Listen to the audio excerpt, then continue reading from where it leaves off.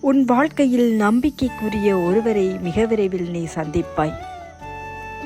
அப்பொழுது அவர் சாதாரண ஒரு நண்பராகத்தான் உனக்கு தென்படுவார். முதலில் இருந்த அனைத்து உறவுகளும் உன்னை கைகழுவி விட்டு சென்றதனால் இவரையும் அப்படி எண்ணி விடாதே.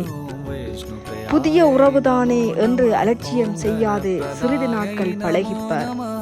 அவரது உண்மை முகம் உனக்கு தெரிய வரும். இன்னும் சில நாட்களில் உனக்கு சிறியதொரு துன்பம் என்னால் தரப்பட உள்ளது. அந்த துன்பத்தில் புதிதாக வந்த நபர் இணைந்து கொள்வார். அவரை கைவிட்டு விடாதே. அவர் இனிவரும் காலங்களில் உனக்கு தோள் கொடுக்கும் உற்ற நண்பனாக இருக்கப் போகிறார். உனக்கு வரும் இன்ப துன்பங்களில் பங்கேற்கப் போகிறார். உனக்கு உண்மையை சொல்ல வேண்டுமெனால் இனிவரும் காலங்களில் உன்னை கைதூக்கி விடப் போகும் உற்ற நண்பனாக திகழப்போவது அவர்தான். சில காலங்களாக பல துன்பங்களை அனுபவித்து வருகின்றாய். இருந்த போதும் நான் அதை பார்த்து கொண்டு இருப்பதற்கான காரணம் என்னவென்று உனக்கு தெரியுமா? இப்படியொரு உற்ற நண்பனையும் நேர்மையான நண்பனையும் உன்னுடன் சேர்த்து வைப்பதற்காகத்தான் இவ்வளவு காலம் பொறுமையோடு நான் பார்த்து கொண்டிருந்தேன்.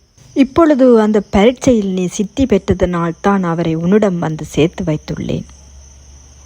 இனிவரும் காலங்களில் உனக்கு பல செல்வச் செழிப்புகள் அவரால் தான் ஏற்படுத்தப்பட உள்ளது.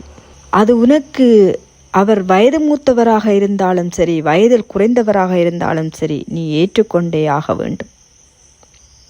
ஏனெனில் உன் வாழ்க்கையே மாற்றப் போவது அவர்தான்.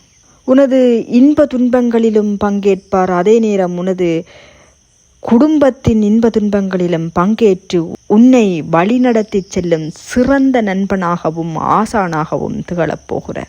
எனவே நீ பயத்தை நிறுத்தி வெற்றி நடை போட்டு முன்னேறு.